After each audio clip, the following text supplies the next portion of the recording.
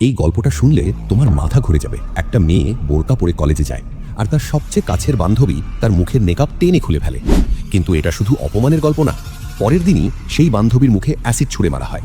আর শেষে যে মেয়েটাকে সবাই হাসাহাসি করত, সেই তাদের জীবন বদলে দেয়। এই গল্পে আছে লজ্জা, অপমান, ভয়ঙ্কর ট্র্যাজেডি আর একটা অবিশ্বাস্য টুইস্ট যা তোমাকে চোখের পানি ফেলিয়ে দেবে। পুরোটা শোনো, কারণ এটা শুধু একটা গল্প না, এটা একটা জ্বলন্ত বাস্তবতা যা লক্ষ লক্ষ মেয়ের জীবনে ঘটছে। চলো শুরু করি।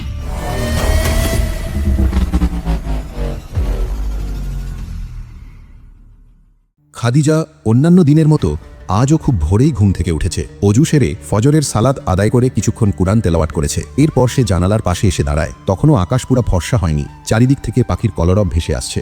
সকালের শীতল হাওয়ায় খাদিজার মনের ব্যথা অনেকটা প্রশমিত হয়ে যায়। সে দূর দিগন্তের দিকে তাকিয়ে ভাবে এই নোংরা পৃথিবীর কথা, যেখানে নিজের ভালো কাজ করার অধিকারটুকুও নেই। কি এমন অন্যায় সে করেছে তা ভেবে পায় না। সে তো শুধু বোরকা পরে কলেজে যায়, প্রয়োজন ছাড়া কোনো ছেলের সাথে কথা বলে না, ক্লাস ছেড়ে কোথাও যায় না। আচ্ছা, এগুলিই কি তার দোষ? তাহলে মালিহা, সুমাইয়া, আরিফা ওরা যেভাবে উচ্ছৃঙ্খলভাবে চলাফেরা করে সেটাই কি ভালো? না, তা হবে কেন? আল্লাহ তাআলা বলেছেন, হে নবী, আপনি ঈমানদার নারীদেরকে বলে দিন তারা যেন তাদের দৃষ্টিকে অবনত রাখে এবং তাদের লজ্জাস্থানের হেফাজত করে। তারা যেন যা সাধারণত প্রকাশমান তা ছাড়া তাদের সৌন্দর্য প্রদর্শন না করে, এবং যেন তাদের মাথার ওড়না বক্ষ দেশে ফেলে রাখে, এবং তারা যেন তাদের স্বামী, পিতা, শ্বশুর, পুত্র, স্বামীর পুত্র, ভ্রাতা, ভ্রাতুষ্পুত্র, ভগ্নীপুত্র, স্ত্রীলোক, তাদের মালিকানাধীন বাদী, যৌন কামনামুক্ত পুরুষ ও যারা নারীদের গোপন অঙ্গ সম্পর্কে অজ্ঞ বালক তাদের ব্যতীত কারো কাছে তাদের সৌন্দর্য প্রকাশ না করে। তারা যেন তাদের গোপন সাজসজ্জা প্রকাশ করার জন্য জোরে পদচারণা না করে। হে মুমিনগণ, তোমরা সবাই আল্লাহর নিকট তওবা করো,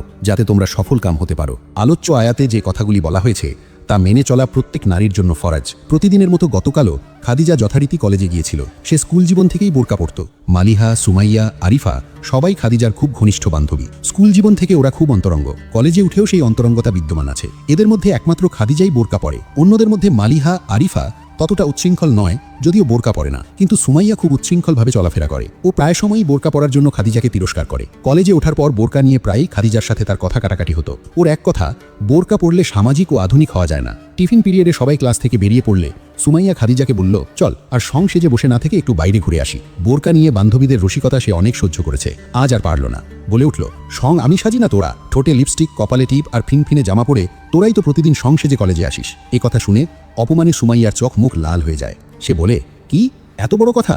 দাঁড়া, দেখাচ্ছি মজা। এই বলে টান দিয়ে খাদিজার মুখের নেকাব খুলে ফেলল সুমাইয়া। লজ্জায় অপমানে খাদিজার চোখ মুখও লাল হয়ে যায়। ও শুধু বলে, কাজটা ভালো করলি না সুমাইয়া। এরপর বাকি ক্লাসের সময় আর কারো সাথে কথা না বলে বেঞ্চে মুখ গুজে কাঁদতে থাকে খাদিজা। অতঃপর কলেজ ছুটি হলে বাড়ি চলে আসে। ঘটনাটি বারবার মনের পর্দায় ভেসে উঠছে খাদিজার। একবার মনে হচ্ছে সুমাইয়ার সাথে সে আর কোনোদিন কথা বলবে না। পরক্ষণেই তার মনে পড়ে তায়েফে সত্যের দাওয়াত দিতে গিয়ে রাসূলুল্লাহ সাল্লাল্লাহু আলাইহি ওয়াসাল্লাম তায়েফবাসীর হাতে নিগৃহীত হয়েছিলেন, কিন্তু তাদের অকল্যাণ কামনা না করে তিনি কল্যাণ কামনা করেছিলেন। এ কথা মনে করে খাদিজা ভাবে, হয়তো দোষ আমারই। সুমাইয়াকে ওভাবে বলা ঠিক হয়নি। আজকে ওর কাছে ক্ষমা চাইতে হবে। কলেজের সময় হয়ে গেছে। ঝটপট তৈরি হয়ে কলেজের উদ্দেশ্যে বেরিয়ে পড়ল খাদিজা। কিন্তু এ কি, আজ তার কোনো বান্ধবী কলেজে আসেনি। এমন তো কোনোদিন হয় না। তাই ও চিন্তিত হয়ে পড়ল। ভাবল কলেজ ছুটি হলে সুমাইয়াদের বাসায় যাবে। ওদের বাসায় পৌঁছে কলিং বেল টিপতেই ওদের কাজের মেয়েটি দরজা খুলে দিল। খাদিজা জিজ্ঞেস করল, সুমাইয়া আছে?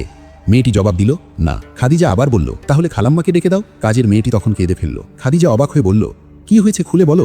মেয়েটি যা বলল তাতে জানা গেল গতকাল কলেজ থেকে ফেরার পথে একদল সন্ত্রাসী সুমাইয়ার মুখে অ্যাসিড নিক্ষেপ করেছে। সে এখন হাসপাতালে। এ কথা শুনে খাদিজা ভয়ে কেঁপে উঠল। পর্দাহীনতার পরিণামে যে কত রকম দুর্ঘটনা ঘটতে পারে এই ঘটনা তারই জ্বলন্ত প্রমাণ। আর কথা না বাড়িয়ে তাড়াতাড়ি হাসপাতালের দিকে রওনা হয় খাদিজা। হাসপাতালে পৌঁছে নার্সের কাছ থেকে রুম নম্বর জেনে নিয়ে সেই রুমের দিকে এগিয়ে যায়। রুমের দরজা খুলেই চোখ পড়ে মালিহা, আরিফার দিকে। কাছে গিয়ে দেখে সুমাইয়ার মুখের এক পাশের বেশ কিছু অংশের চামড়া সম্পূর্ণ ঝলসে গেছে। খাদিজাকে দেখে সুমাইয়া কেঁদে ফেলে। খাদিজা সান্ত্বনা দেওয়ার ভাষা খুঁজে পায় না। সুমাইয়া খাদিজাকে বলে, আমি অন্যায় করেছি। সেরে উঠলে আমিও বোরকা পরেই কলেজে যাব।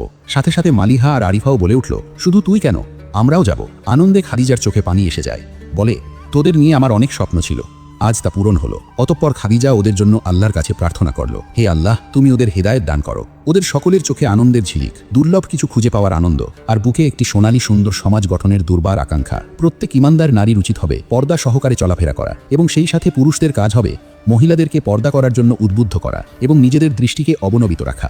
ইভটিজিং, অ্যাসিড নিক্ষেপ ইত্যাদি সামাজিক অপরাধ থেকে নারীকে বাঁচাতে হিজাব অতীব জরুরি।